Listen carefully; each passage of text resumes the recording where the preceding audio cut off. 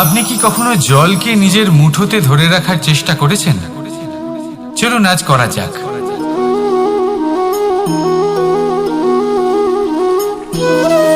যদি আপনি নিজের মুঠো জোরে বন্ধ করেন, জল ধরে রাখতে পারবেন না। যদি আপনি তাকে এমনি বইতে দেন,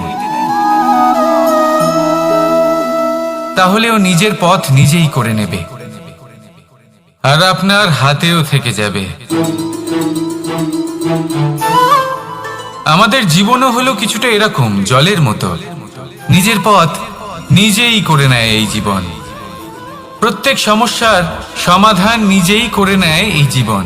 তাই জীবনে যখন কোনো পরিস্থিতি আমাদের প্রতিকূল হয়ে থাকে, কিছুই হয়তো আমরা বুঝতে পারছি না, কিছুই যখন বসে থাকে না, তখন আমরা হতাশ হয়ে পড়ি, নিরাশ হয়ে পড়ি। আর এটাই করা উচিত নয়।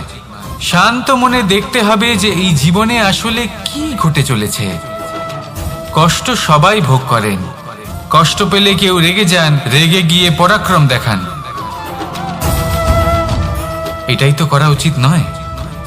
শান্ত মনে সেটাই করতে হবে যা জীবন আমাদের শেখাতে চাইছে। জীবন আমাদের সব শিখিয়ে দেবে, শুধু মনে রাখবেন কখন প্রয়াস করতে হবে আর কখন আমাদের প্রতীক্ষা করতে হবে, সেটা আগে আপনাকে বুঝতে হবে। তাহলে আসুন আমার সাথে ভালোবেসে বলুন, রাধা রাধা। বল, শক্তি, পরাক্রম এই সংসারের বিকাশের মূল। কিন্তু কখনো ভেবেছেন যে প্রকৃতি আমাদের এই বল, শক্তি, পরাক্রম কেন দিয়েছেন? যাতে আমরা জীবনে কারোর উদ্ধার করতে পারি, কাউকে সাহায্য করতে পারি, কারোর জন্য ভালো কিছু করতে পারি, কোনো গরিব অসহায় মানুষের জন্য কিছু করতে পারি। এই বল, এই শক্তির সদ্ব্যবহার করতে পারি। কখনো দেখেছেন এমন মানুষ যার কাছে অসীম শক্তি আছে, কিন্তু তার সাথেই অসম্ভব অহংকারও রয়েছে, যিনি নিজেকে সর্বশ্রেষ্ঠ বলে মনে করেন, খারাপ কাজও করেন।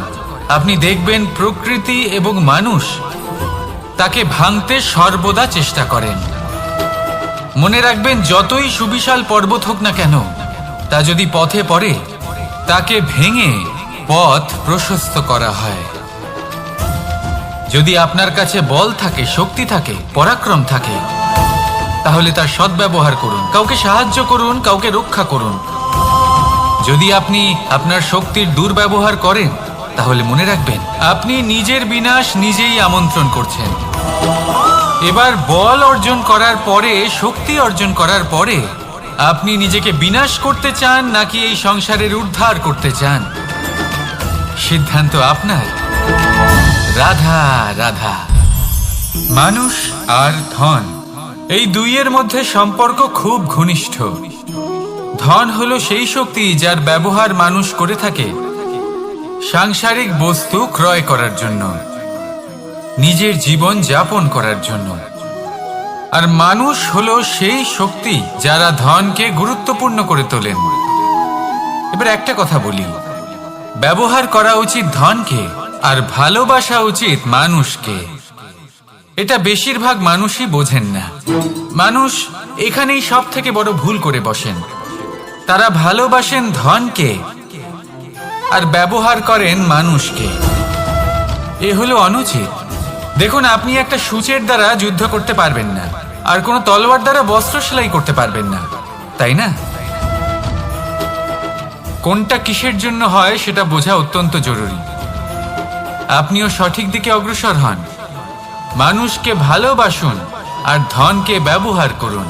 যদি আপনি মানুষকে ব্যবহার করেন, তাহলে আপনি ভালোবেসে ফেলবেন ধনকে। আর এই ভালোবাসা ধীরে ধীরে পরিণত হবে লোভে, আর ধীরে ধীরে এটা আপনাকে বিনাশ করে দেবে। তাহলে সমস্ত মানুষকে ভালোবাসুন আর এইভাবে ভালোবেসে বলুন, রাধা রাধা।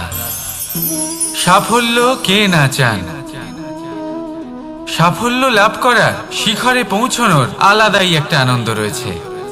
আর আপনজনদেরও কে না চান প্রত্যেক মানুষ চান যেন জীবনে তার কোনো আপনজন থাকে, যারা সবসময় তাদের সাথে থাকবে, কারণ আপনজনের সাথেই তো সাফল্যের আনন্দ সব থেকে বেশি পাওয়া যায়।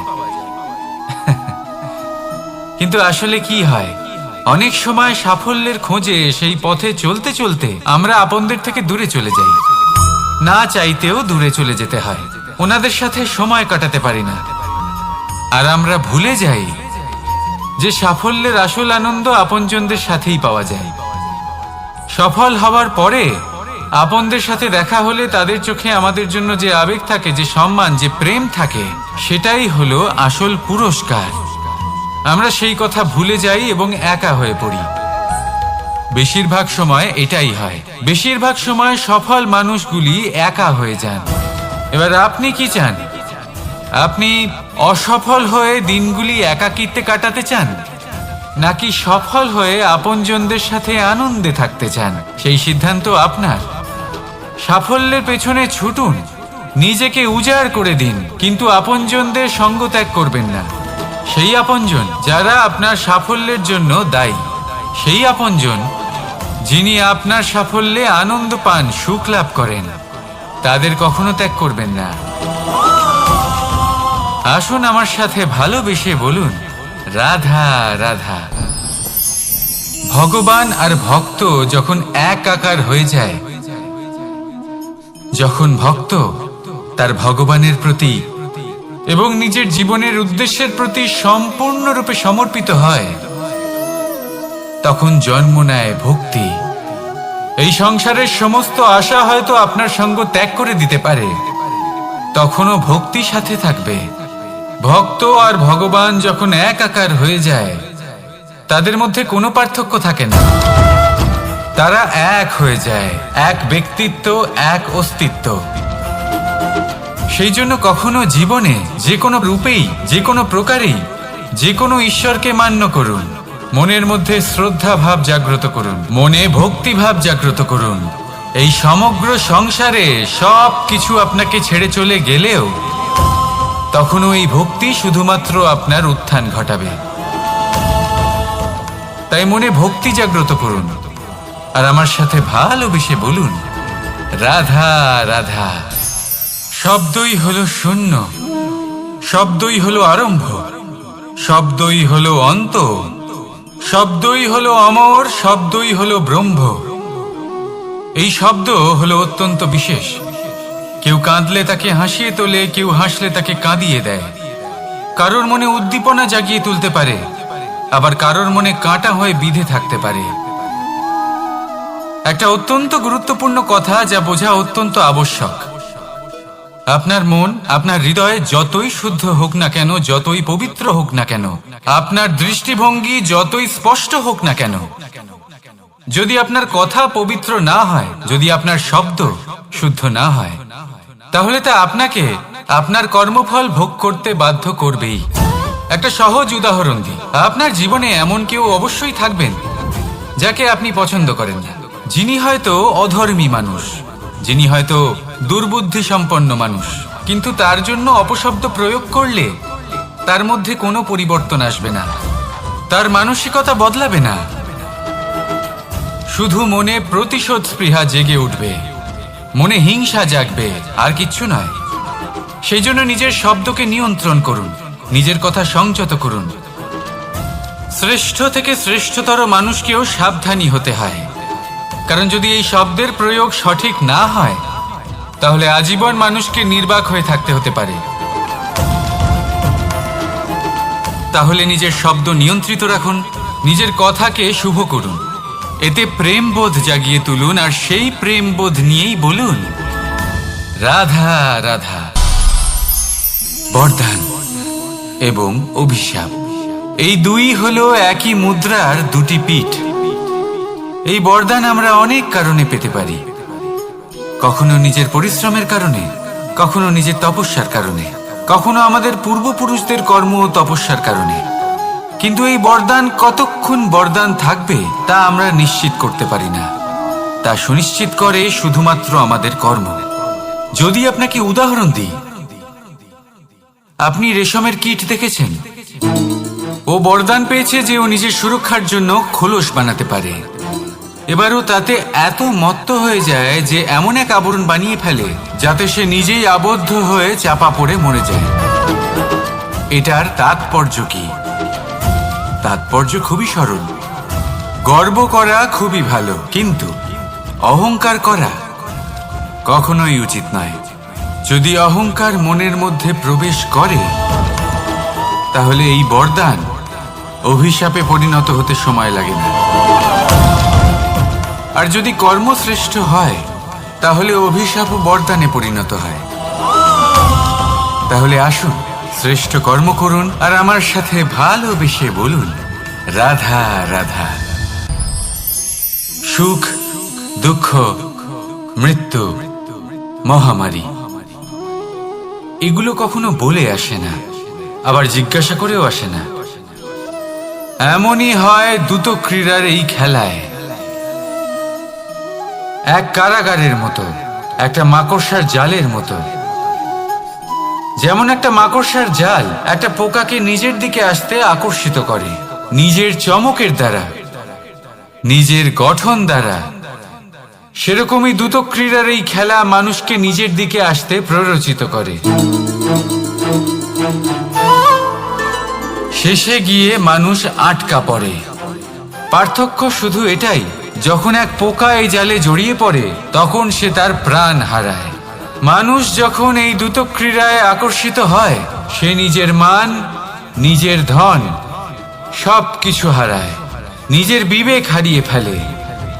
কিন্তু আপনি আপনার বিবেক কখনোই হারাবেন না। যদি আপনার মনে লোভ চলে আসে আপনি লোভী হয়ে ওঠেন। যদি আপনি দ্রুত ক্রীড়ার এই খেলায় আটকা পড়েন তাহলে মনে রাখবেন এই খেলা থেকে ফিরে আসা প্রায় অসম্ভবই বলা যায়। নিজের বিবেক কখনো হারাতে দেবেন না, কারণ বিনাশ আসার প্রথম লক্ষণ হলো বিবেকের বোধ চলে যাওয়া। এই প্ররোচনায় কখনো পা দেবেন না। আর আমার সাথে ভালোবেসে বলুন, রাধা রাধা। বিজয়, বিজয় লাভের জন্য মানুষ কি না করে থাকে, যে কোনো সম্ভাব্য প্রচেষ্টা করে। কিন্তু নিজের বিজয় লাভের জন্য বাজিতে যা ইচ্ছে তাই রেখে দেওয়া কি উচিত কাজ? কখনোই নয়। নিজের হারানো সম্মান, নিজের হারানো সম্পত্তি, নিজের হারানো অধিকার ফিরে পাওয়ার শুধু একটাই পথ রয়েছে, আর তা হলো পুরুষার্থ, দ্রুত ক্রীড়া নয়। যে মানুষ নিজেই হেরে গেছে, নিজেই নিজের জয়লাভ করার জন্য অন্য কাউকে কিভাবে বাজিতে রাখতে পারে? এ হলো সম্পূর্ণরূপে অনুচিত। অনেক সময় অনেক ধন লাভ করার জন্য, অনেক সম্পত্তি লাভ করার জন্য আমরা নিজের আসল ধন, আমাদের আপনজন, তাদেরকে হারিয়ে ফেলতেও প্রস্তুত হয়ে যাই। এটা একেবারেই উচিত নয়। যত বড়ই সংকট আসুক না কেন আমাদের আপনজনদের আমাদের সাথেই রাখা উচিত। নিজের বিজয়ের জন্য ওনাদের বাজি রাখা ঠিক নয়। এই ভুল কেউ একজন করেছেন, আপনি তা ভুলেও করবেন না। রাধা রাধা। নারী জন্মসূত্রে কারোর কন্যা, ধর্মসূত্রে কারোর পত্নী, আর কর্মসূত্রে কারোর মা। আমাদের মনে এই ছবি আঁকা রয়েছে একজন নারীকে নিয়ে, তাই না? একটা অতুলনীয় ভূমিকা রয়েছে নারীদের আমাদের জীবনে, আর নারী ছাড়া আমরা কিছুই নই। কিন্তু অধিকার, সেখানে আমরা একটা ভুল করে বসি। যখন নারী একজন কন্যা থাকে, যখন সে জন্ম নেয় তখন তার উপর অধিকার থাকে তার পিতার, আর তারপর যখন বিয়ে হয়ে যায় তখন তার অস্তিত্বের উপর অধিকার থাকে তার স্বামীর, আর যখন তিনি মা হন তখন নিজেই তিনি জীবনের সমস্ত অধিকার দিয়ে দেন তার সন্তানকে।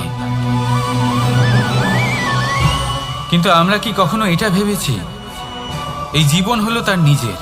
যে নারী সবার কল্যাণ করছেন তার জীবনের অধিকারও তার কাছেই থাকা উচিত, তাই না? তার নিজের জীবনের সিদ্ধান্ত সে নিজেই নিতে পারেন। নিজেই নিজের ভাগ্যের রচয়িতা হতে পারেন। আর এর জন্য আমাদের নিজেদের পাল্টাতে হবে, দৃষ্টিভঙ্গি পাল্টাতে হবে। কারণ এই ধারণা সেটা আজ বা কালকের ব্যাপার নয়, এটা ঘটে চলেছে বহু বছর ধরে আর চলতেই থাকবে যদি আমরা এটা না বদলাই। আর এটা তখনই সম্ভব হবে যখন আমরা নিজেদের মধ্যে পরিবর্তন আনব। তাই আজকের পর থেকে, এই মুহূর্ত থেকে কোনো নারীর ওপর অকারণ অধিকার স্থাপনের আগে সহস্রবার ভেবে দেখবেন। কারণ যখন নারী নিজের অধিকার কেড়ে নিতে বাধ্য হবেন, তখন শুধু এবং শুধুমাত্র বিনাশই ঘটবে। রাধা রাধা।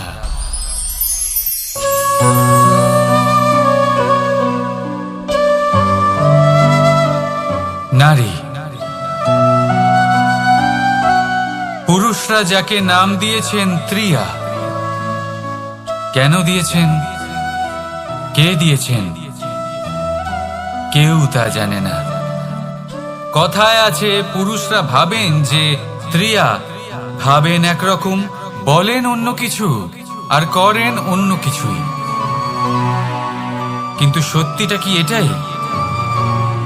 আসল সত্যি হলো এটাই যে ত্রিয়া হলো সেই চরিত্রহীন পুরুষ, আর কেউ নয়। সেই পুরুষ যারা নারীকে বলেন যে আপনি হলেন মা, আপনি হলেন দেবী, আপনি হলেন বোন। আর ভাবেন কি? ভাবেন যে এই নারী হলো আমাদের পায়ের ধুলো, আর কিচ্ছু নয়। আর কি করেন? ওনাদের মাথায়, ওনাদের খোপায় মালা পরিয়ে দিয়ে ভাবেন যে ওনারা হলেন তাদের পায়ের ধুলোর সমান। একজন নারীর সম্মান ভঙ্গ করেন, তাদের দাসী মনে করেন। ভুলবেন না, যত্র নারীয়াস্ত পূজ্যন্তে রমন্তে তত্র দেবতা। অর্থাৎ যেখানে নারীকে পুজো করা হয় সেখানে ঈশ্বর বাস করেন, আর যেখানে নারীকে অপমান করা হয় সেখানে ঈশ্বর এবং ভাগ্য এই দুই রুষ্ট হয়। মনে রাখবেন, যদি নারী কল্যাণকারী হতে পারেন তাহলে নারী মহাচণ্ডী রূপও ধারণ করতে পারেন। যদি একজন নারী মাতা হয়ে জন্মদান করতে পারেন তাহলে নারী মৃত্যু হয়ে বিনাশও করতে পারেন। যেখানে নারী অপমানিত হবেন সেখানে মহান ভারতও মহাভারতের পথে অগ্রসর হতে পারে। তাই মনে রাখবেন, নারীর অপমান যেন কখনোই না ঘটে। আর যদি কোথাও নারীর অপমান হয় তার অর্থ হলো আপনার বিনাশ আপনার দিকেই আসছে। আর এটা হলো তার প্রথম পদক্ষেপের প্রথম পদধ্বনি। রাধা রাধা। যদি সন্তান কোনো দুষ্কর্ম করে তাহলে সেই অপরাধ শুধু কি সেই সন্তানের? না, যদি সন্তান দুষ্কর্ম করে তাহলে অপরাধী তার মাতা পিতাও, যারা পুত্রমোহর কারণে সেই অনুচিত কাজে তাকে বাধা দেননি। অপরাধী হলেন তার পিতামহ, যিনি নিজের কর্তব্যবোধের কারণে নিজের পরিবারের যত্ন নেননি, যিনি সন্তানকে কখনো শাস্তি দেননি।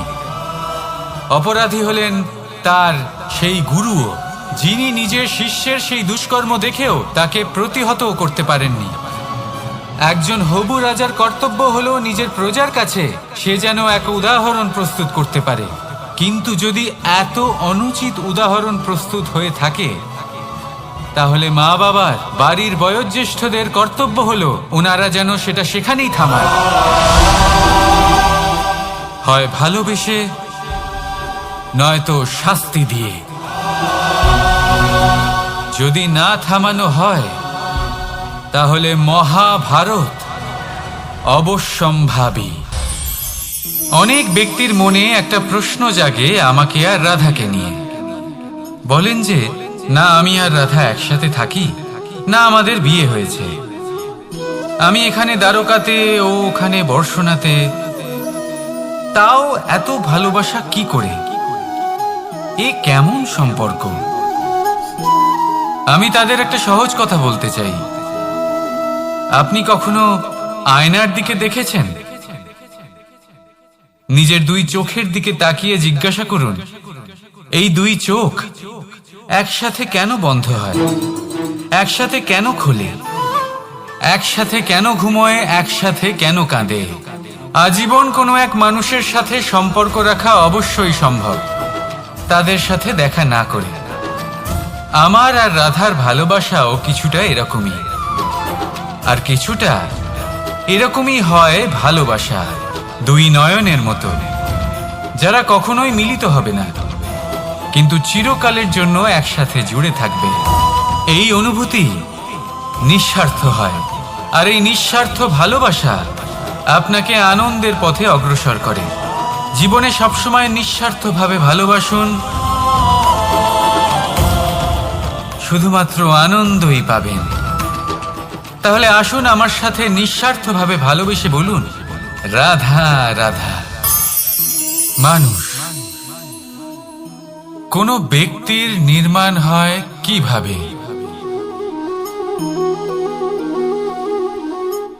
কেউ বলবেন পঞ্চতত্ত্বের দ্বারা, কেউ বলবেন আত্মা, দেহ ও চেতনার দ্বারা, কেউ বলবেন ঈশ্বরের কৃপার দ্বারা, তো কেউ বলবেন এই প্রকৃতির পরীক্ষার দ্বারা।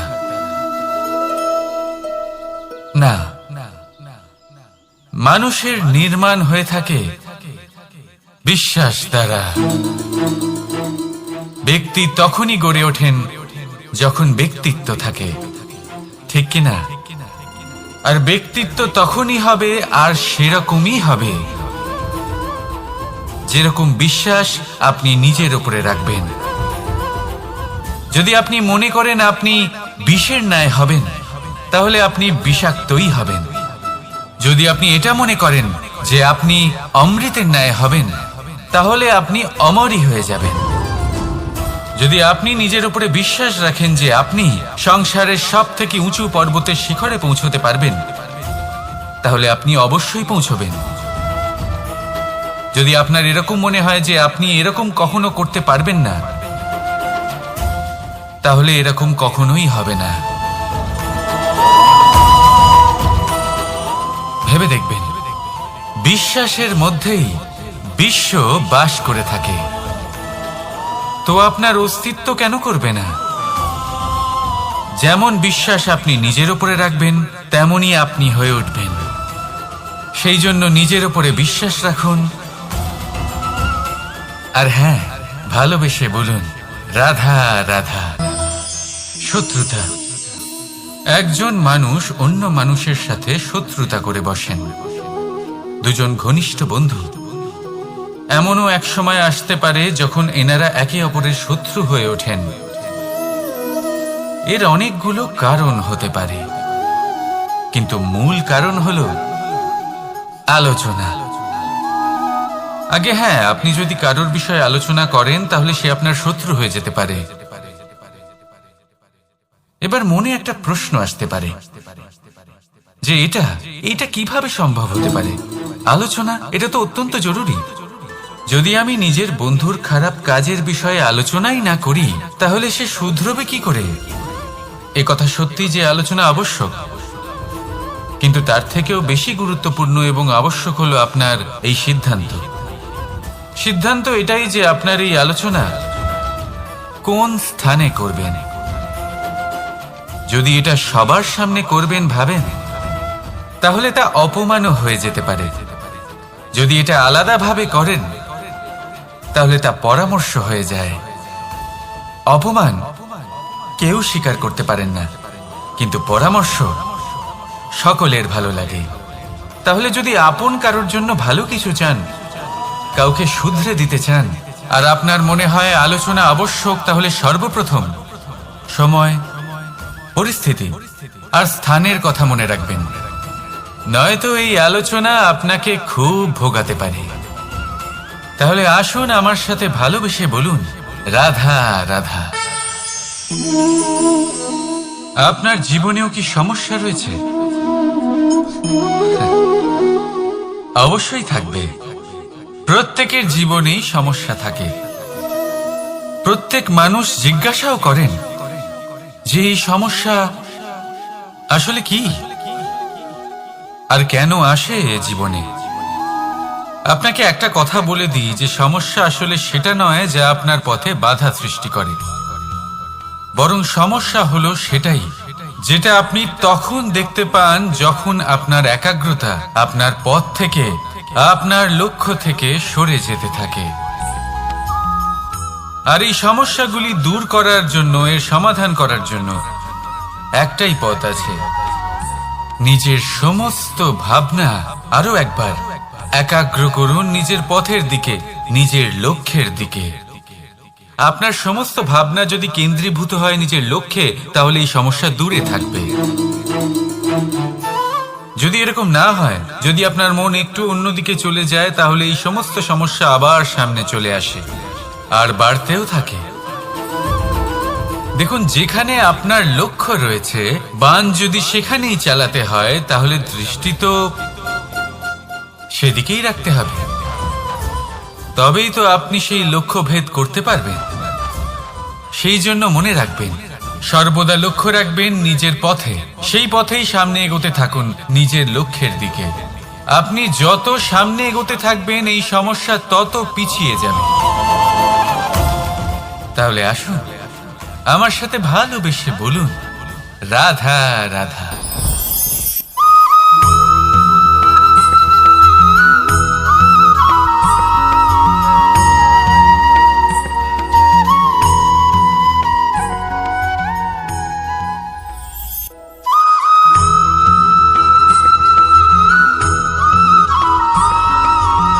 পঞ্চতত্ত্বের মধ্যে দ্বিতীয় তত্ত্ব হল ধরণী, ভূমি, যাকে আমরা ধরণী মাতা বলি।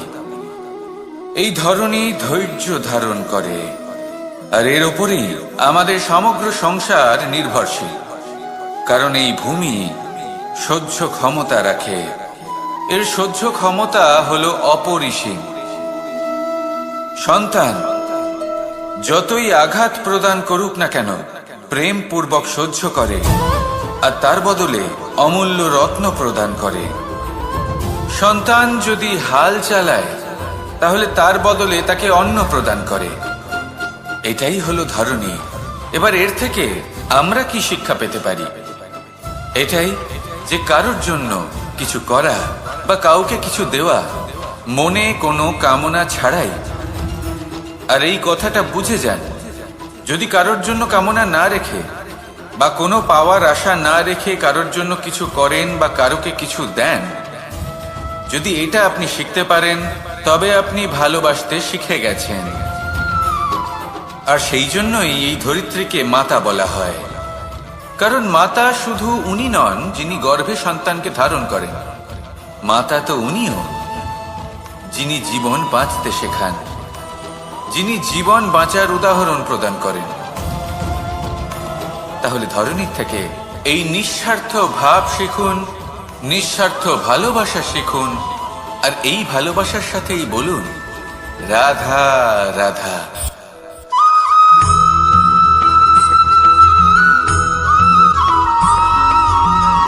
সংসারে আমাদের জীবনে যখন কোনো সুখ বা দুঃখ আসে, তার জন্য আমরা কাউকে না কাউকে অবশ্যই দায়ী করে থাকি, তাই না? এই ব্যক্তি আমাদের সাথে এরকম কাজ করেছেন, তাই আমার সাথে এমন হলো। ওই ব্যক্তি যদি এমনটা না করতেন, তাহলে আজ আমি ওই স্থানে পৌঁছতে পারতাম। সবই আপনার দৃষ্টিভঙ্গির ওপর নির্ভরশীল। আর যদি আপনার দৃষ্টিভঙ্গি এমন হয়, তাহলে তা অনুচিত। সত্যি কথা বলতে, এই সংসারে ভিন্ন ভিন্ন ধরনের মানুষ আছে। এটা আপনার উপর নির্ভর করছে কিভাবে তাদের স্বাগত জানাবেন। একবার ভাবুন, আমি আমার দুটো হাত সামনে নিয়ে এলাম, দুটো মুঠো খুলে দিলাম। দুই প্রকারের মানুষ আসবেন, কিছু না কিছু দিয়ে যাবেন। এই মুঠো যদি আমি বন্ধ করে দিই, তাহলে না কেউ আমাকে কিছু দিতে পারবে, না আমার কিছু যাবে আসবে। নিশ্চয়ই বুঝতে পারছেন এই দুই ধরনের ব্যক্তি কারা এবং তারা কি দিয়ে যান। আমি যদি নিজের মুঠো খুলে দিই, তাহলে কিছু ভালো মানুষ আসবেন, আমাকে আনন্দ, সন্তুষ্টি, জ্ঞান প্রদান করে যাবেন, ভালো অভিজ্ঞতা দিয়ে যাবেন। কোনো খারাপ ব্যক্তি যদি আসেন, তাহলে তিনিও খারাপ অভিজ্ঞতা দেবেন, যার থেকে আমি শিক্ষা লাভ করব। এই সব কিছু আমি লাভ করতে পারি। মুঠো যদি বন্ধ করে রাখি, তাহলে আমি কিছুই পাবো না। দেখুন, এই সংসারে প্রত্যেকের জীবন এইরকম। প্রত্যেকের জীবনে সবকিছুই আছে, ভালো খারাপ দুই মানুষই আছে, ভালো অভিজ্ঞতা আছে, খারাপ অভিজ্ঞতা আছে। নির্ভর করছে আপনার উপর যে আপনি কি করবেন, এনাদের স্বাগত কিভাবে জানাবেন, কার থেকে কি বুঝবেন, কি শিখতে পারবেন, আর কোন দৃষ্টিভঙ্গি নিয়ে অগ্রসর হবেন। এটাই নির্ধারণ করবে যে আপনার জীবন কেমন হবে। আসুন আমার সাথে ভালোবেসে বলুন, রাধা রাধা।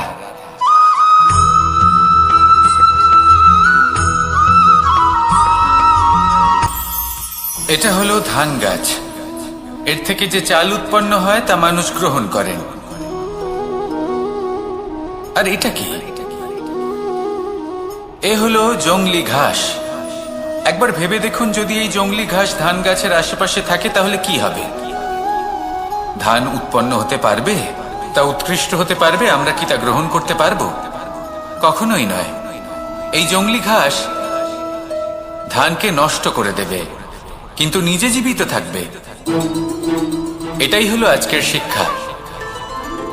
এই সংসারে যদি আপনি নীতির পথে চলতে চান, উচিত কর্ম করতে চান, সংসারকে সেবা করতে চান, তাহলে জংলি ঘাসের মতো ব্যক্তিদের থেকে সবসময় দূরে থাকতে হবে। সেই ব্যক্তি যারা দুর্নীতি এবং মিথ্যা দ্বারা পরিপূর্ণ, যাদের ব্যবহার অশুভ, যাদের অনেক অশুভ গুণ রয়েছে, তারা সঠিক নয়। সেই সকল ব্যক্তি যাদের চরিত্র অত্যন্ত দুষ্ট হয়, তারা হয় শুভ চরিত্রের ব্যক্তিকে একদম নষ্ট করে দেয়, নয় নিজের মতো বানিয়ে তোলে।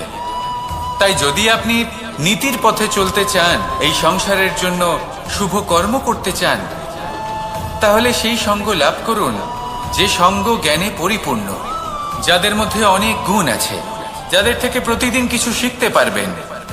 এমন ব্যক্তির সাথে জীবন অতিবাহিত করুন। দুরাচারীদের থেকে দূরে থাকুন। তবেই এই মন প্রসন্ন হয়ে বলবে, রাধা রাধা।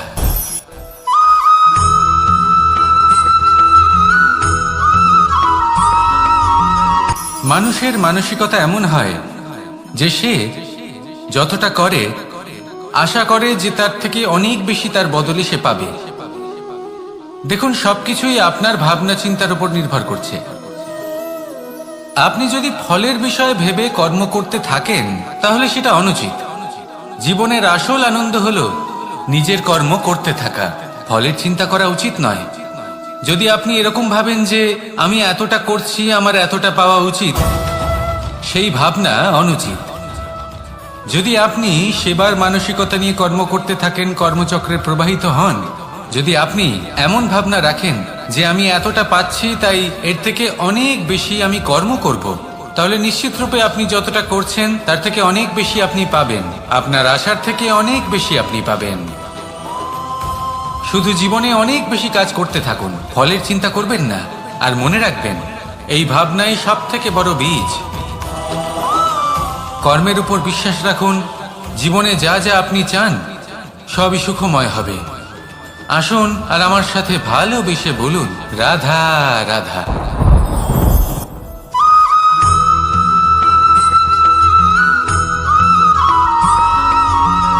আপনি কখনো কোনো বাজকে নিজের বাসা বানাতে দেখেছেন?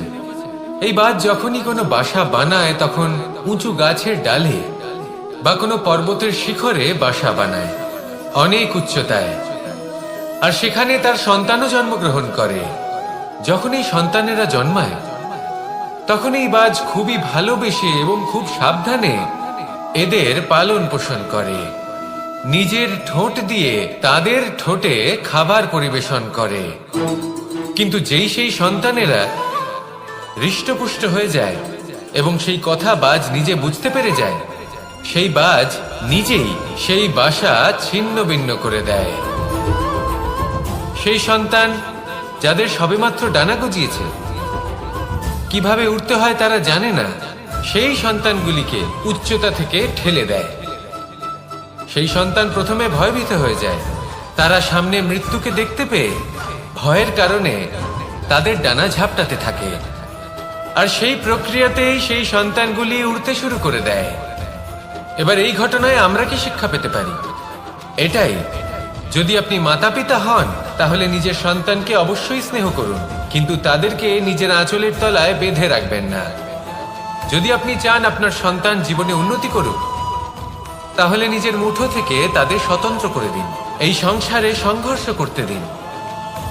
সেই সন্তান নিজেই বুঝতে পারবে যে জন্মের সময় পাওয়া ডানা কি করে ব্যবহার করতে হয়। আর আপনার চোখের সামনে আপনার সন্তান এই আকাশে উড়তে থাকবে। তাহলে আসুন আমার সাথে ভালোবেসে বলুন, রাধা রাধা।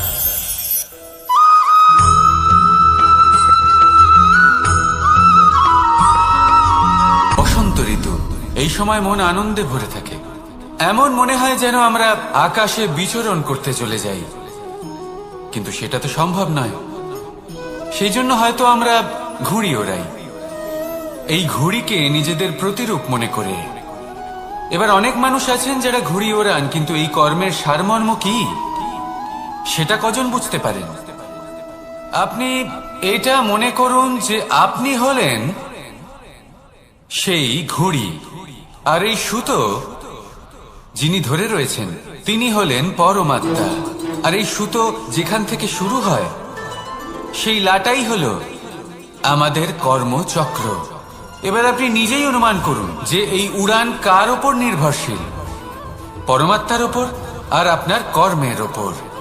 যদি পরমাত্মা আপনার হাত ধরে থাকেন, আপনার সাথে থাকেন, যদি আপনি শুভ কর্ম করতে থাকেন, আপনি এই আকাশে উড়তে থাকবেন। কিন্তু কোথাও কোথাও যদি পরমাত্মার সাথে এই বন্ধন ছিন্ন হয়, আপনার কর্মচক্র খারাপ হয়ে যায় বা থেমে যায়, তাহলে আপনার এই ঘুড়ি কেটে যাবে আর দূরে কোনো গাছের ডালে গিয়ে আটকে যাবে।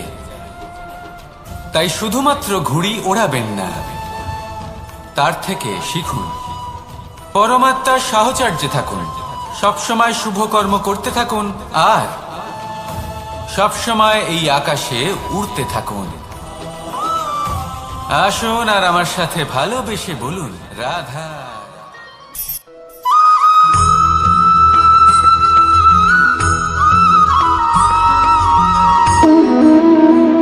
সম্পর্ক হলো আমাদের জীবনের একটি আধার।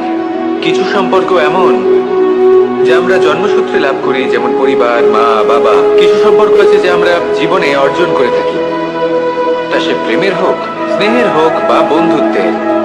এই সকল সম্পর্ক লাভ করার বা গড়ে তোলার 5টি ধাপ রয়েছে। প্রথম ধাপ, কোনো ব্যক্তির সাথে আলাপ হওয়া, তার সাথে কথা বলা বা তাকে দেখা। দ্বিতীয় ধাপ, সে ব্যক্তিকে আমাদের ভালো লাগা। তৃতীয় ধাপ, আমাদের এটা চাইতে শুরু করা যে জীবনে এই ব্যক্তি যেন আমাদের বন্ধু হন, আমাদের জীবনে থাকেন, বা আমাদের কাউকে ভালোবেসে ফেলা আর এটা আমাদের ভাবা বা চাওয়া যে সেই ব্যক্তি যেন আজীবন আমার সাথে থাকেন, আমার জীবনে আমার সাথী হয়ে। চতুর্থ ধাপ, লাভ করা। এবার এই ধাপটি অনেক মানুষের পক্ষেই খুবই সরল হয়, বড়ই সরল ভাবে নিজেদের সঙ্গীকে লাভ করে থাকে। কিছু মানুষের জন্য এই ধাপ অত্যন্ত কঠিন হয়ে থাকে। অনেক প্রতিকূল পরিস্থিতির উপর জয়লাভ করে তারা সঙ্গীকে লাভ করেন, কিন্তু লাভ অবশ্যই করেন। এরপরে আসে পঞ্চম, অন্তিম এবং সব থেকে গুরুত্বপূর্ণ ধাপ। সেটা হলো সেই সম্পর্ক পালন করা। এটা হলো এমন এক বিষয় যা প্রত্যেক মানুষের শেখা উচিত। যদি ব্যক্তি নিজের জীবনে সম্পর্ক রক্ষা করতে শিখে যান, তবে প্রত্যেক সম্পর্ক তার জীবনকে স্বর্গ করে তুলবে। আসুন আর আমার সাথে ভালোবেসে বলুন, রাধা রাধা।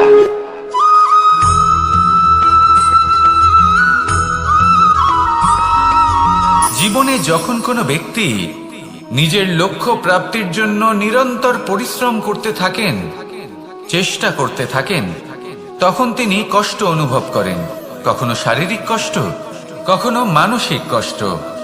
এবার উনি এটা ভাবতে থাকেন যে আমি কি উচিত করছি নাকি অনুচিত করছি। কারণ অন্যদিকে এমন একজন ব্যক্তিও আছেন যিনি একদমই পরিশ্রম চেষ্টা করছেন না। তিনি মদিরা পান করেন, বিলাসিতায় জীবন কাটান, অলস প্রকৃতির হয়ে ওঠেন, নিদ্রাতে বিলীন হয়ে থাকেন আর ভাবেন যে তিনি সুখ লাভ করছেন। কিন্তু এরকম কেন হয়? কারণ যখন আমরা সৎ পথে থাকি, উচিত পথে চলি, লক্ষ্য প্রাপ্ত করার জন্য চেষ্টা করতে থাকি, তখন আমাদের ভেতরে থাকা নেতিবাচক শক্তি এবং পাপ এই দেহকে ত্যাগ করে দেয়। আর এই অনুভূতিটাই আমাদের দুঃখের অনুভূতি দেয়, কষ্ট দেয়। এবার সেখানে যদি আমরা কুপথে চলি, অনুচিত পথে চলতে থাকি, তাহলে আমাদের ভেতরে থাকা পুণ্য এবং ধনাত্মক শক্তি আমাদের দেহ ত্যাগ করে দেয়। আর এই অনুভূতির কারণেই আমরা সুখ অনুভব করি। কিন্তু কখনো ভাববেন যে এই সুখ বেশি সময় পর্যন্ত থাকে না। সেই জন্য সবসময় মনে রাখবেন, যদি আপনি জানেন যে এটাই আপনার লক্ষ্য, এটাই উচিত পথ, শুভ পথ, তাতে নিরন্তরভাবে এগিয়ে যেতে চেষ্টা করতে থাকুন। এই কষ্ট আপনাকে সুখের পরাকাষ্ঠায় কখন পৌঁছে দেবে তা আপনি জানতেই পারবেন না। আসুন আমার সাথে ভালোবেসে বলুন, রাধা রাধা।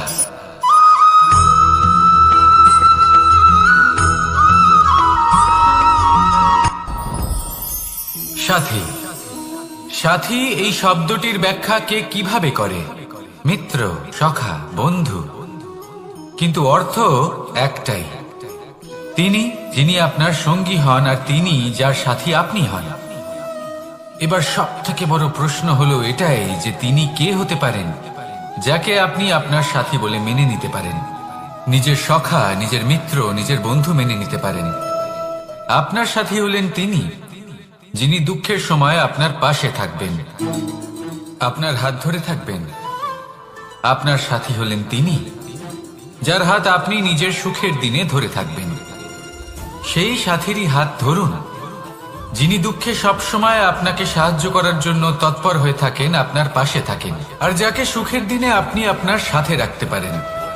আর যখন আপনার সাথে আপনার এই সাথী থাকবে, তখন আপনি এটা বুঝবেন যে যখন জীবনে দুঃখ আসে, তখন এই দুঃখ কমে যায়, সবার মধ্যে ভাগ হয়ে যায়। আর যদি তখন সুখ আসে, তাহলে সেটা সবার উপস্থিতিতে আরো বেড়ে যায়। এটাই হলো প্রেম, এটাই হলো ভালোবাসা, এটাই হলো সঙ্গ। যেমন সম্পর্ক আমার আর রাধার মাঝে। তাহলে আসুন আর আমার সাথে ভালোবেসে বলুন, রাধা রাধা।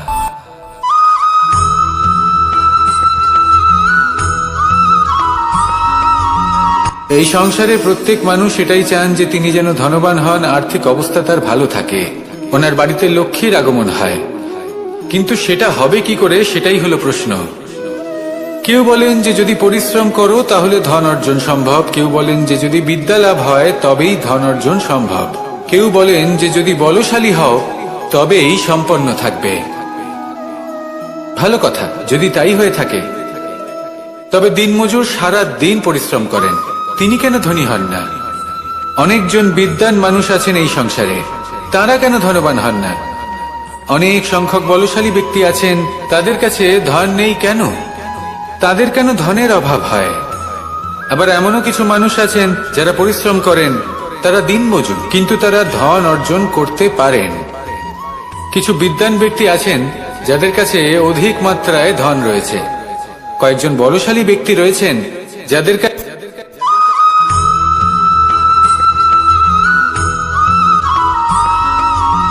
পঞ্চতত্ত্বের মধ্যে দ্বিতীয় তত্ত্ব হল ধরণী, ভূমি, যাকে আমরা ধরণী মাতা বলি। এই ধরণী ধৈর্য ধারণ করে, আর এর ওপরেই আমাদের সমগ্র সংসার নির্ভরশীল।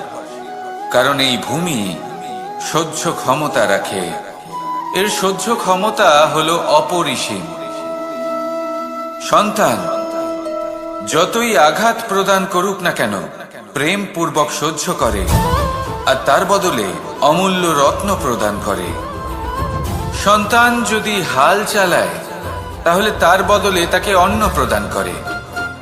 এটাই হলো ধরণী। এবার এর থেকে আমরা কি শিক্ষা পেতে পারি? এটাই যে কারোর জন্য কিছু করা বা কাউকে কিছু দেওয়া মনে কোনো কামনা ছাড়াই। আর এই কথাটা বুঝে যান, যদি কারোর জন্য কামনা না রেখে বা কোনো পাওয়ার আশা না রেখে কারোর জন্য কিছু করেন বা কারোকে কিছু দেন, যদি এটা আপনি শিখতে পারেন তবে আপনি ভালোবাসতে শিখে গেছেন। আর সেই জন্যই এই ধরিত্রীকে মাতা বলা হয়। কারণ মাতা শুধু উনি নন যিনি গর্ভে সন্তানকে ধারণ করেন, মাতা তো উনিও যিনি জীবন বাঁচতে শেখান, যিনি জীবন বাঁচার উদাহরণ প্রদান করেন। তাহলে ধরনীর থেকে এই নিঃস্বার্থ ভাব শিখুন, নিঃস্বার্থ ভালোবাসা শিখুন, আর এই ভালোবাসার সাথেই বলুন রাধা রাধা।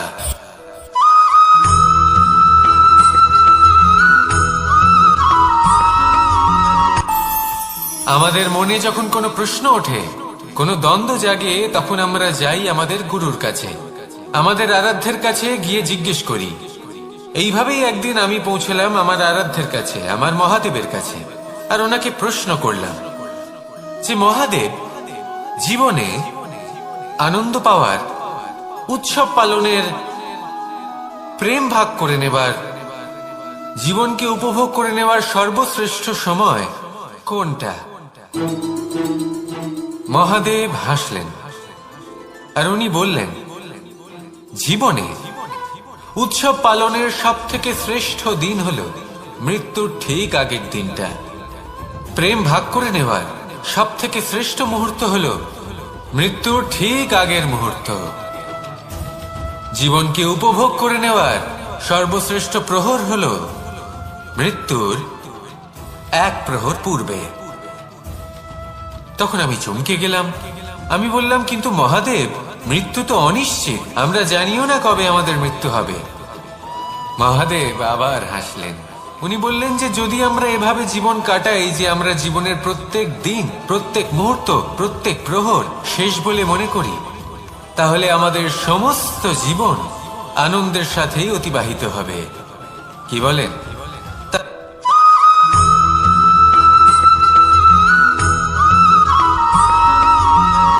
সংসারে আমাদের জীবনে যখন কোনো সুখ বা দুঃখ আসে, তার জন্য আমরা কাউকে না কাউকে অবশ্যই দায়ী করে থাকি, তাই না? এই ব্যক্তি আমাদের সাথে এরকম কাজ করেছেন, তাই আমার সাথে এমন হলো। ওই ব্যক্তি যদি এমনটা না করতেন, তাহলে আজ আমি ওই স্থানে পৌঁছতে পারতাম।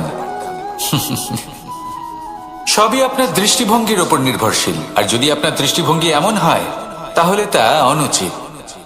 সত্যি কথা বলতে, এই সংসারে ভিন্ন ভিন্ন ধরনের মানুষ আছে।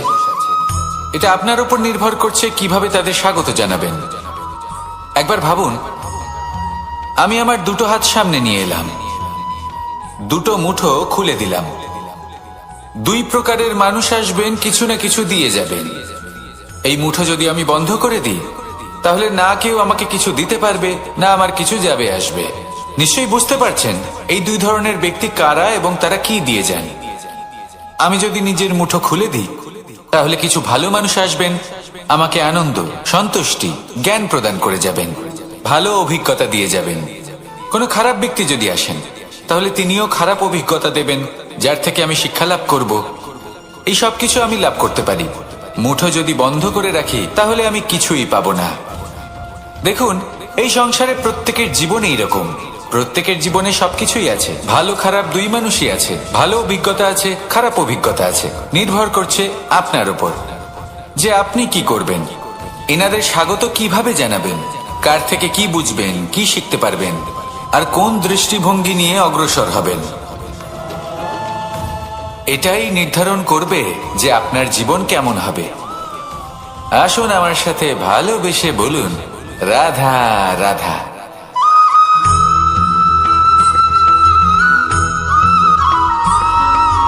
জীবনে অগ্রসর হওয়ার জন্য আমাদের কাকে প্রয়োজন হয়? মাতা পিতা, বন্ধু, প্রেম, সাহায্য, অর্থ, পরিশ্রম, আশা। ভিন্ন ভিন্ন মানুষ ভিন্ন ভিন্ন বিকল্প চয়ন করে। যদি আমি আপনাকে বলি, তাহলে জয় আর পরাজয়ের মন্ত্র দুটো শব্দের উপর নির্ভর করে, মেনে নেওয়া আর দৃঢ় হওয়া। যদি মেনে নেন, তাহলে হেরে যাবেন। যদি দৃঢ় হন, তাহলে নিশ্চিত রূপে জয়ী হবেন। যদি কখনো আপনি ক্লান্ত হয়ে ওঠেন, আপনি দুঃখী হন, পুরোপুরি ভেঙে পড়েছেন, তখন মেনে নেবেন না যে আপনি ভেঙে পড়েছেন, নয়তো হেরে যাবেন। তখন উল্টে স্থির করবেন যে যাই হয়ে যাক না কেন, আমি জয়ী হবই। আর আপনি দেখবেন যে জয় নিশ্চিত রূপে আপনার কাছেই আসবে। তাহলে এই কথা মনে রাখবেন আর আমার সাথে ভালোবেসে বলবেন, রাধা রাধা।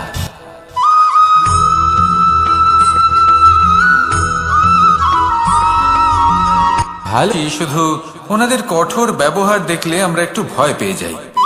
এবার ওনাদের এই কঠোর ব্যবহার আমাদের ভালো না লাগলেও অত্যন্ত আবশ্যক, কারণ মাথার থেকে আমরা যে শক্তি লাভ করি তা যেন নিয়ন্ত্রণ হারিয়ে বিধ্বংসী না হয়ে ওঠে।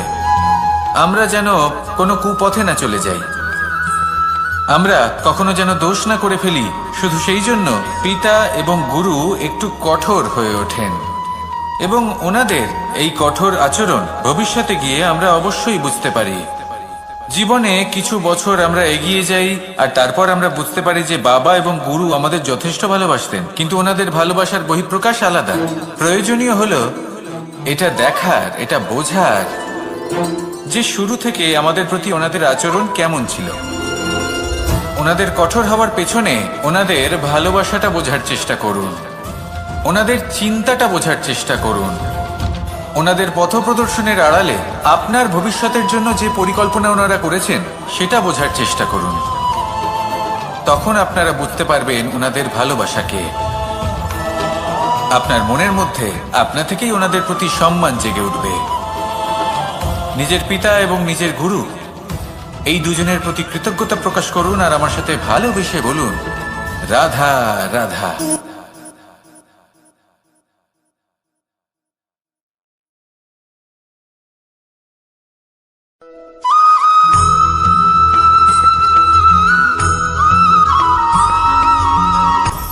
আপনি কখনো পর্বতের শিখরে উঠেছেন?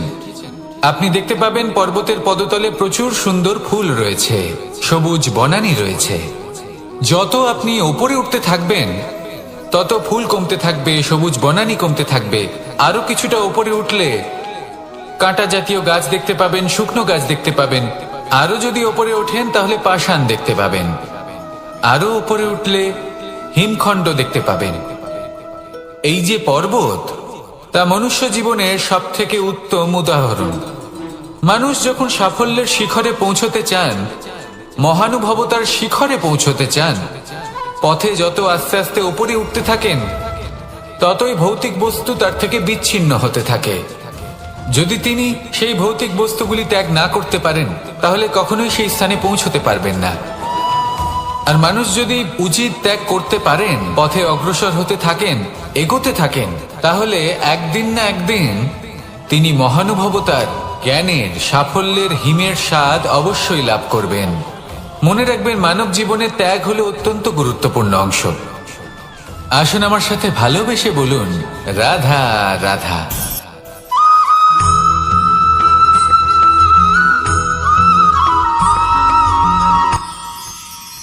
মানুষ তার জীবনে দুই ধরনের পরিস্থিতিকে খুব ভয় পায়। এক, কোনো কারণবশত কারোর সামনে নত হওয়া। দুই, কোনো কারণে নিজের চরিত্র থেকে, নিজের মূল্যবোধ থেকে বিচ্যুত হওয়া। এবার কেন হয় এরকম যে কথায় কথায় কারোর সামনে নত হতে হয়? কেন বারংবার নিজের চরিত্র থেকে চ্যুত হতে হয়? এরকম কেন হয়? এটা তখনই হয় যখন আমাদের শিক্ষা এবং মূল্যবোধের অভাব থাকে। যদি মানুষের মধ্যে প্রকৃত শিক্ষা থাকে তাহলে এই সংসারে কোনো সময় এবং কারোর সামনেই নত হওয়ার কোনো প্রয়োজন নেই।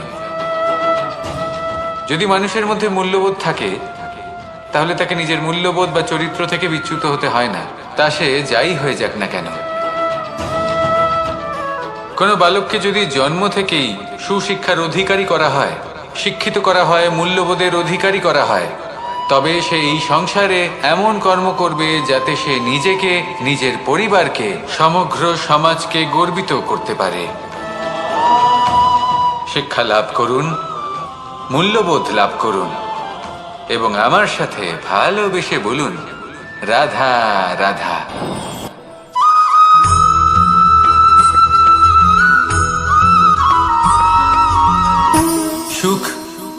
দুঃখ এবং শক্তি, এই তিন হলো এই সংসারের ত্রিদেবের মতো।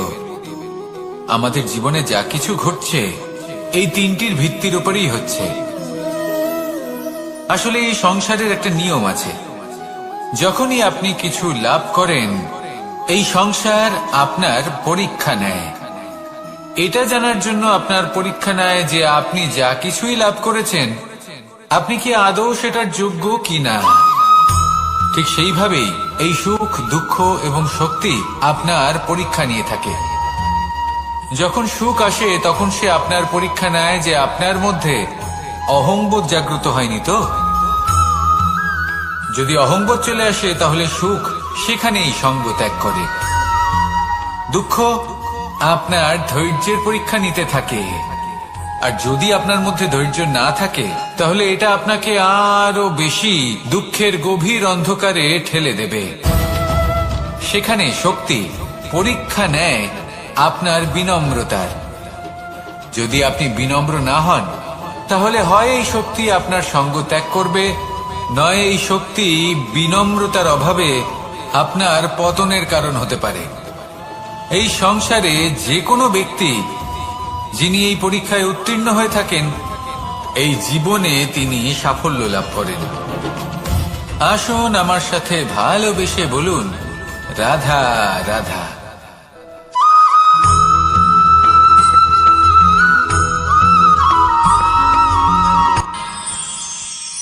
আমরা সবাই সূর্যকে সম্মান কেন করি?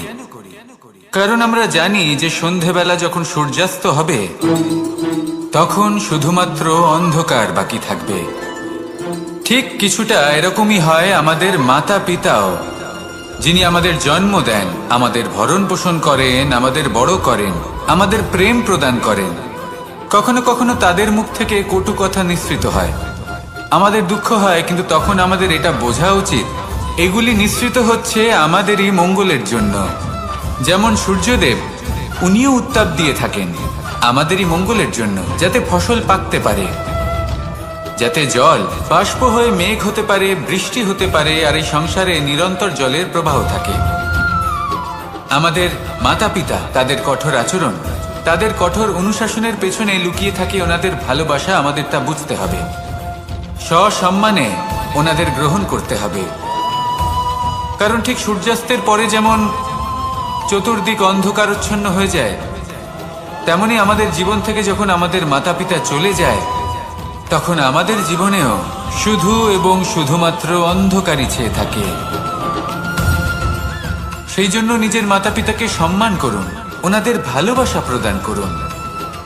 এই মন আর এই জীবন প্রসন্ন হয়ে বলবে, রাধা রাধা।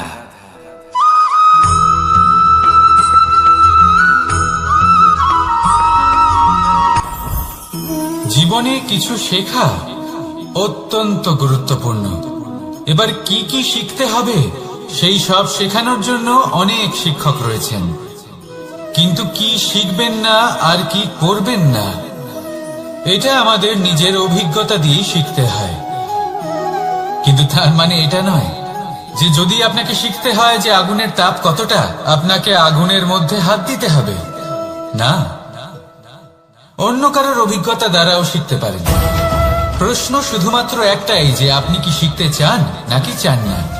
যদি আপনি এটাই ভাবেন যে আমি শুধুই নিজের অভিজ্ঞতা দ্বারাই শিখতে চাই, তাহলে জীবনকাল ছোট মনে হবে, অনেক কিছুই শিখতে পারবেন না। তাই নিজের সাথে সাথে বড়দের অভিজ্ঞতার দ্বারাও শেখা শুরু করে দিন। এই সংসারের অভিজ্ঞতা দ্বারা শিখতে শুরু করে দিন। আর এটা নিশ্চিত রূপে শেখা আবশ্যক যে কখন কি করবেন না, কোথায় থামতে হবে আর কোথায় থামবেন না। তাহলে আসুন আর আমার সাথে ভালোবেসে বলুন, রাধা রাধা।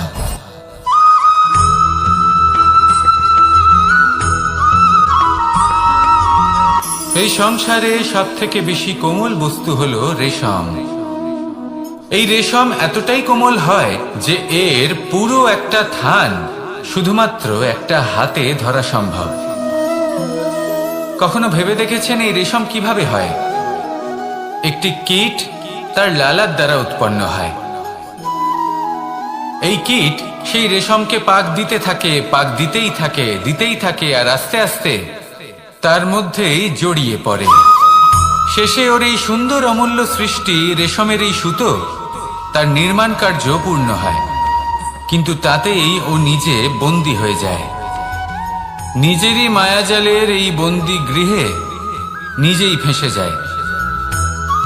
এবার এই সুতোকে ব্যবহারযোগ্য করে তোলার জন্য এই কীটগুলিকে এই কবচের সাথেই ফুটন্ত জলে ফেলে দেওয়া হয়। এই সংসারে যদি আমাদের স্বপ্ন এই সংসারের দুঃখ হরণ করার জন্য, এই সংসারে সুখ বিতরণ করার জন্য হয়, তবেই আমাদের প্রগতি সম্ভব। যদি আমাদের এই স্বপ্ন শুধুই আমাদের এবং আমাদের স্বার্থ সিদ্ধির জন্য হয়, তাহলে এই স্বপ্ন আমাদের অন্ধ করে দেবে, আমাদের অন্ধকারের পথে নিয়ে যাবে, আর আমরাও সেই কীটের মতো হয়ে যাব। নিজেদেরই মায়াজালে আমরা নিজেই ফেঁসে যাব, আর শেষে আমরা যদি কিছু লাভ করি তা হবে একাকিত্ব, অন্ধকারময় মৃত্যু। তাই স্বপ্ন অবশ্যই দেখুন, কিন্তু এমন ভাবে স্বপ্ন দেখবেন না যে তার এই বন্দিগৃহে আপনি নিজেই ফেঁসে গেলেন। স্বপ্ন দেখুন পরোপকারে।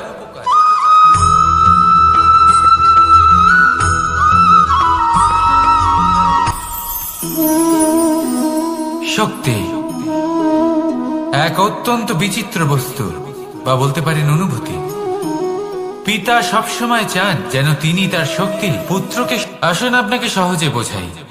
যদি আপনি সুপাত্র হন আর আপনাকে শক্তি দেওয়া হয়, তাহলে আপনি সেই শক্তির গুরুত্ব বুঝবেন, কোথায় সেই শক্তি প্রয়োগ করা উচিত সেটা বুঝবেন। আর এটা যেহেতু অর্জন করা শক্তি হবে, সেই শক্তির অপব্যবহার হবে না।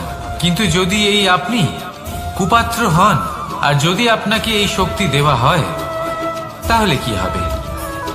দেখতে গেলে এই শক্তি আপনি দান হিসেবে পেয়েছেন, তাই না আপনি এই শক্তির গুরুত্ব বুঝবেন, আর না এর প্রয়োগ আপনি জানবেন। তার অপব্যবহার হওয়া সুনিশ্চিত। তাই যদি আপনি কোনো শক্তি অর্জন করতে চান, তাহলে আগে তার যোগ্য হয়ে উঠুন, পুত্র নয় পাত্র হয়ে উঠুন। আর আমার সাথে ভালোবেসে বলুন, রাধা রাধা।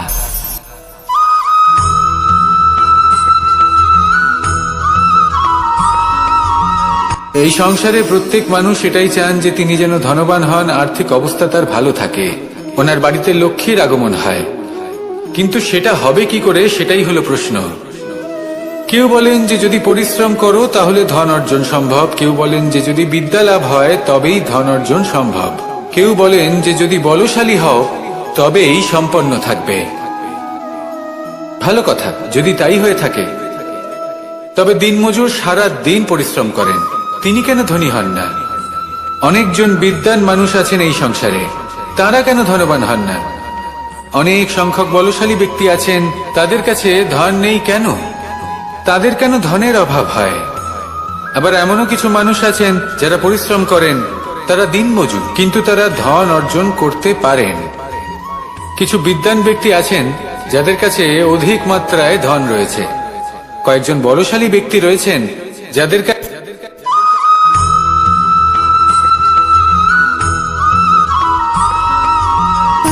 সুখ, দুঃখ এবং শক্তি, এই তিন হলো এই সংসারের ত্রিদেবের মতো। আমাদের জীবনে যা কিছু ঘটছে এই তিনটির ভিত্তির উপরেই হচ্ছে। আসলে এই সংসারের একটা নিয়ম আছে, যখনই আপনি কিছু লাভ করেন, এই সংসার আপনার পরীক্ষা নেয়। এটা জানার জন্য আপনার পরীক্ষা নেয় যে আপনি যা কিছুই লাভ করেছেন, আপনি কি আদৌ সেটার যোগ্য কিনা। ঠিক সেইভাবেই এই সুখ, দুঃখ এবং শক্তি আপনার পরীক্ষা নিয়ে থাকে। যখন সুখ আসে তখন সে আপনার পরীক্ষা নেয় যে আপনার মধ্যে অহংবোধ জাগ্রত হয়নি তো। যদি অহংবোধ চলে আসে তাহলে সুখ সেখানেই সঙ্গ ত্যাগ করে। দুঃখ আপনার ধৈর্যের পরীক্ষা নিতে থাকে, আর যদি আপনার মধ্যে ধৈর্য না থাকে তাহলে এটা আপনাকে আরো বেশি দুঃখের গভীর অন্ধকারে ঠেলে দেবে। সেখানে শক্তি পরীক্ষা নেয় আপনার বিনম্রতার। যদি আপনি বিনম্র না হন, তাহলে হয় এই শক্তি আপনার সঙ্গ ত্যাগ করবে, নয় এই শক্তি বিনম্রতার অভাবে আপনার পতনের কারণ হতে পারে। এই সংসারে যে কোনো ব্যক্তি যিনি এই পরীক্ষায় উত্তীর্ণ হয়ে থাকেন, এই জীবনে তিনি সাফল্য লাভ করেন। আসুন আমার সাথে ভালোবেসে বলুন, রাধা রাধা।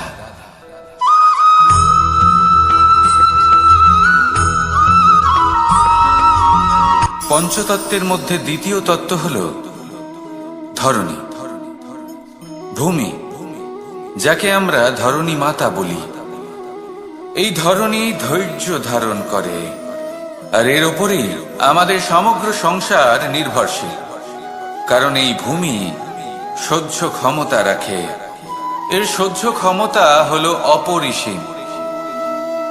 সন্তান যতই আঘাত প্রদান করুক না কেন, প্রেম পূর্বক সহ্য করে, আর তার বদলে অমূল্য রত্ন প্রদান করে।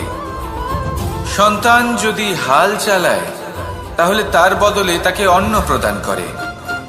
এটাই হলো ধরণী। এবার এর থেকে আমরা কি শিক্ষা পেতে পারি?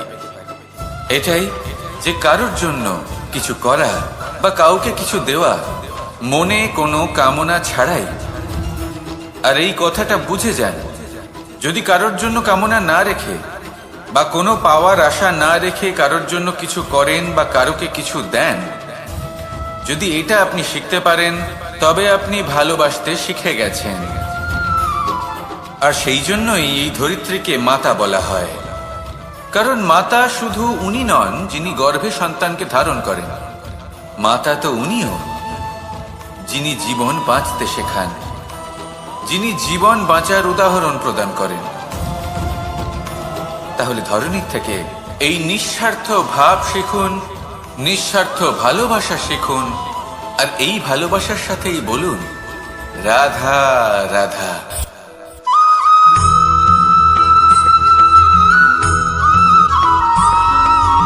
মানুষ জন্মগ্রহণ করে, তার সাথে ভয়েরও জন্ম হয়।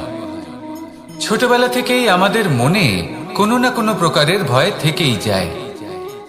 কেউ এই বিষয়ে ভয় পায় যে তার কোনো বস্তু তার থেকে দূরে চলে যাবে, কেউ এই বিষয়ে ভয় পায় যে আমি নিজেকে হারিয়ে ফেলব, কেউ এই ভেবে ভয় পায় যে আমার প্রিয়জনেরা তারা যেন আমার থেকে দূরে না চলে যায়, কেউ এই ভেবে ভয় পায় যে আমরা যেন পথ না হারিয়ে ফেলি, আদি ইত্যাদি। কিন্তু সত্যি কথা বলতে, ভেবে দেখুন এই ভয় বাস্তবে কি?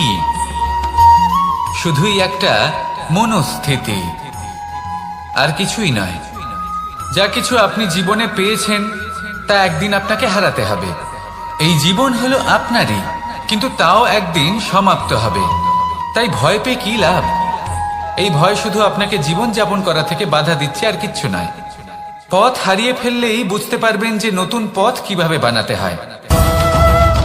কিছু মানুষকে জীবন থেকে হারালে তবেই আপনি বুঝবেন যে আপনার আপনজনকে। এই ভয়ের কারণে ভীত হয়ে থাকবেন না।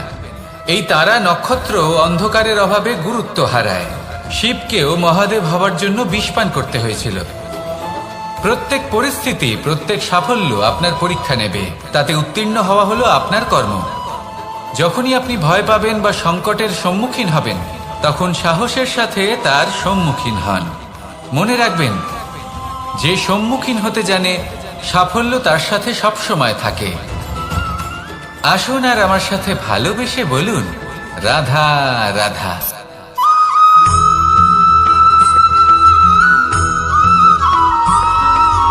জীবনে অগ্রসর হওয়ার জন্য আমাদের কাকে প্রয়োজন হয়?